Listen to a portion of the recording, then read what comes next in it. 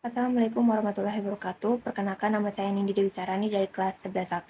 Saya akan menjelaskan tentang protokol internet dan juga cara kerja internet. Protokol internet adalah sekumpulan aturan yang digunakan agar perangkat seperti komputer, HP, maupun smartphone atau laptop dapat saling berkomunikasi melalui jaringan internet. Tanpa protokol, perangkat tidak akan bisa saling memahami karena tidak ada standar cara pengiriman dan juga penerimaan data.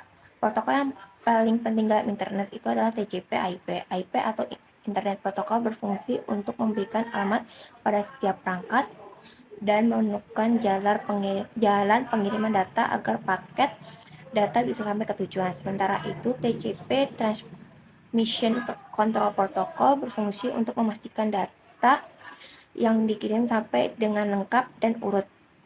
Jika ada data yang hilang di tengah jalan, maka TCP akan meminta data tersebut dikirim ulang. Selain TCP, ada juga UDP atau User Datagram Protocol yang digunakan untuk pengiriman data yang lebih cepat. Namun, tidak menjamin data sampai dengan lengkap, sehingga biasanya digunakan untuk video call, streaming, ataupun game online. Dalam penggunaan internet sehari-hari, terdapat protokol lain yang juga sangat penting. Salah satunya itu HTTP dan HTTPS. HTTP digunakan untuk mengakses halaman website, sedangkan kalau HTTPS ini versi amannya karena sudah terenkripsi sehingga lebih susah untuk disadap.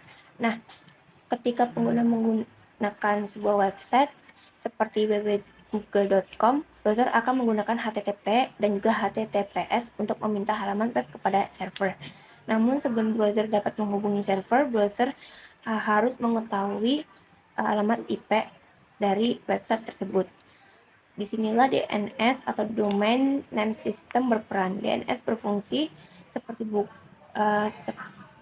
buku telepon internet, yaitu mengubah nama domain menjadi alamat IP yang bisa dikenal oleh jaringan. Kerja internet dimulai ketika perangkat terhubung ke jaringan melalui Wi-Fi, LAN, ataupun data seluler. Setelah terhubung, perangkat akan mendapatkan alamat IP serta informasi jaringan lainnya seperti gateway and DNS. Nah, ketika pengguna mengetik alamat website pada browser akan meminta DNS untuk mencari IP dari website tersebut. Setelah IP ditemukan, browser akan membuat koneksi ke server, tujuannya itu untuk menggunakan TCP. Jika website menggunakan HTTPS, maka akan terjadi proses keamanan tambahan berupa TLS handshake untuk membangun koneksi transkripsi. Setelah koneksi berhasil, browser mengirim permintaan atau request kepada server menggunakan HTTP dan juga HTTPS. Server kemudian mengirim balasan berupa data halaman web seperti HTML, CSS, JavaScript, gambar, ataupun video. Data tersebut diterima oleh browser, lalu browser memproses dan menampilkan halaman website sesuai tampilan yang dapat digunakan oleh pengguna.